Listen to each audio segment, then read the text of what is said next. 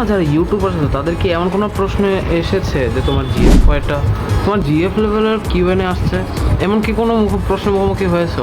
Gamer যারা আছে তারা অবশ্যই বলবে হ্যাঁ ভাই, এরকম অনেক ভিডিও পাইছি, যেমন মিরাজা গেমারের ক্ষেত্রে, আমার বাংলা গেমার অনেক গেমারের ক্ষেত্রে এই জিএফ এর কথাটা শুনতেছি। মানে এটারে কাউন্টার করার আজকে আমি একটা ভিডিও বানাবো। তো চলো বেশি কথা না বলে শুরু করা যাক। Yeah, I do just what I do, and I hope you let me in, yeah.